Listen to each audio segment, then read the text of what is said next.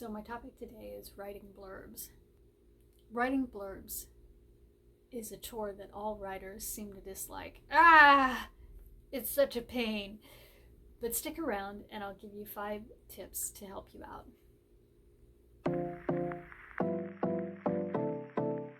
So what is a book blurb? It's a few lines that explains your book and hopefully convinces a browser to buy the book and read more. They're sometimes harder to write than writing the actual story, yet they're very short little things, usually no more than 200 to 250 words. The truth is, whether you decide to go the traditional publishing route or you intend to be an indie author, it's a skill you're going to have to master, because either way you're going to be stuck writing your own blurbs. The process is the same regardless of who you're writing it for. You have to include the who, the what, and possibly the where.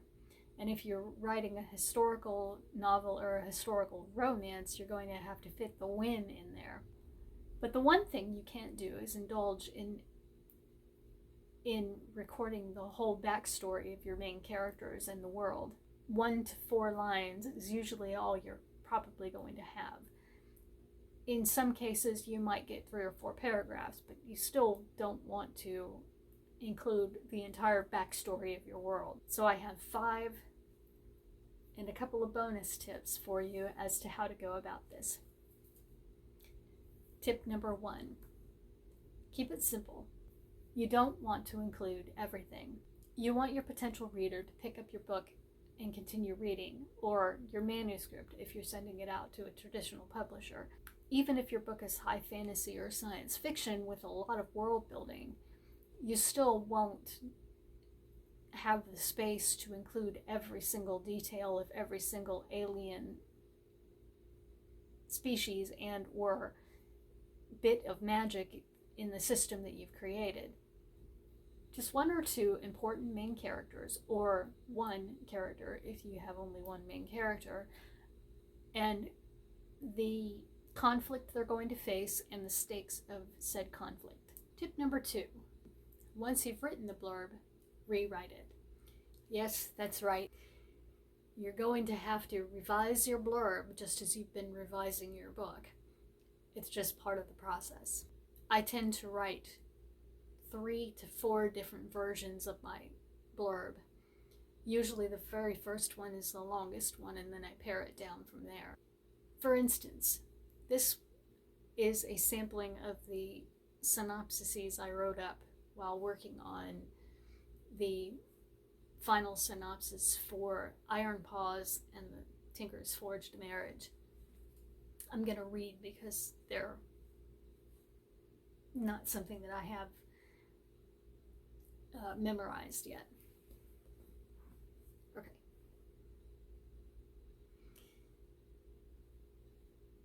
As if perfecting her clockwork puppies for Queen Victoria weren't enough, a surprise invitation to meet with the Republic President makes Vesta question, will they accept them from a woman? Unsure, she agrees to allow Henry to go along as her husband and spokesman, regardless of how her father may feel about a fake wedding.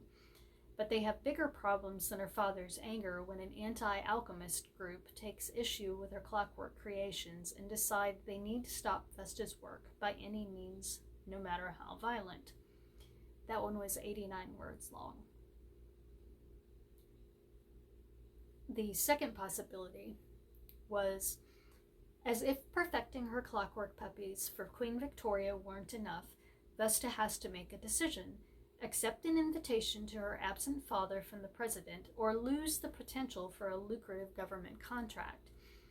Afraid they won't accept the puppies as hers, she agrees to allow Henry to go along as her husband and spokesman, regardless of how her father might feel about their fake wedding.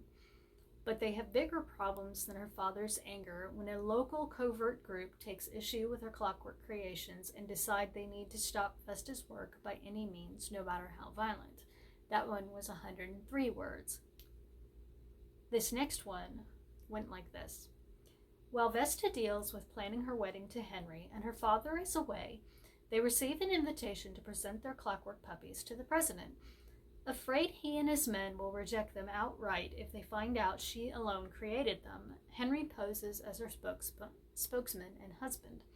But they have bigger problems than her father's anger over their fake wedding when a local covert group takes issue with her clockwork creations and decide they need to stop Vesta's work by any means, no matter how violent.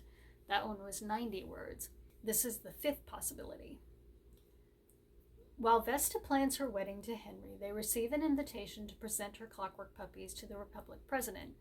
Afraid he will reject them outright if he learns she alone created them, Henry poses as her spokesman and husband, something that enrages her father. But they have bigger problems than her father's anger over their fake wedding when a local covert group takes issue with her clockwork creations and decide they need to stop Vesta's work by any means, no matter how violent. You can see the certain lines that I kept between each take, quote unquote. And it went on like that. I finally pared it down to the one that you see today, which I believe is 71 words, or maybe slightly more. This is the one we went with. As if perfecting her clockwork puppies for Queen Victoria weren't enough, a surprise invitation to present them to the Texas Republic president makes Vesta question a number of things, including, will they accept them from a woman? Unsure, she agrees to allow Henry to go along as her spokesman and husband, regardless of how her father may feel about a fake marriage. But they have bigger problems than her father's anger when an anti-alchemist group takes issue with her clockwork creations and decide they need to stop Vesta's work by any means, no matter how violent. Here's another one that went through several drafts. This was for engaging the heiress in my Camden Girls historical romance series. This is what we went with. Edwin Hetherington needs a fiancé, not a wife. Years ago, his Irish family lost everything to an unscrupulous landowner, including the family title. Now, the elderly scallywag offers to make amends if Edwin weds Miss Jera Camden.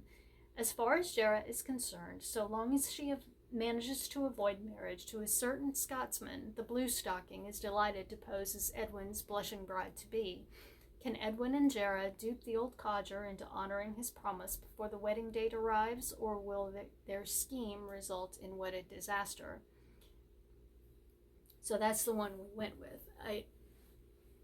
I went back and forth with friends of mine on which one sounded better, and we all together chose, and we do this every time, we all together choose what we think is the best version of the synopsis, and that's what goes into my files and into my book covers and onto my book covers.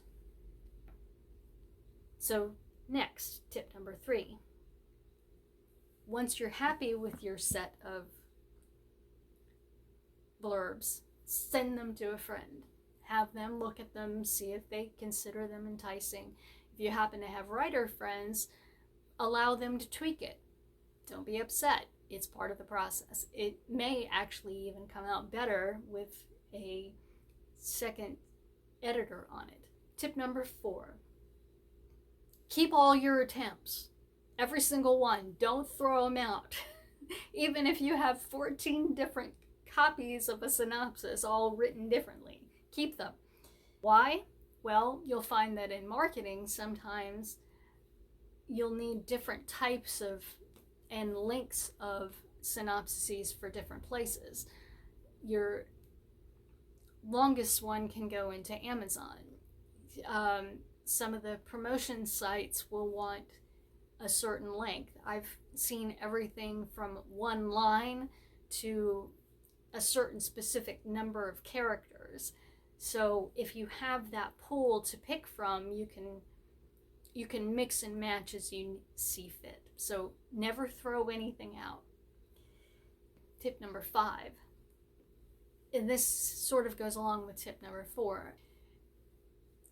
Blurbs are never really written in stone, at least not for indies.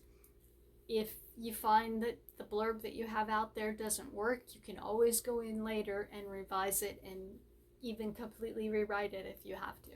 So don't, while it is an important part of the marketing toolbox, you don't have to tear your hair out over it. Bonus tip. If you try writing up a blurb as early as possible in the process of drafting your book, it will help you out later when it comes to writing the blurb that's going to go into your marketing, because your brain will already have that down, and you'll already have a copy of it somewhere that you can use as your basis. So always try to write your blurb as early in the drafting process of your book as you can. Bonus tip number 2. If you need visual aids on how to write a compelling blurb, instead of me just sitting here talking at you and telling you how to do it, head on over to Amazon and look at the books that you love and see how they write them. And then try to craft yours similar to the ones that you found compelling yourself. But write them obviously in regards to how your own story goes. Okay, those are my 5 or maybe actually 7 tips on writing blurbs. Are you having trouble writing your own blurb? Do you dread writing them, or do you enjoy writing them? Leave me a comment below. And if you enjoyed this video, please give it a like. It helps push me up into YouTube's notice. Thanks for watching.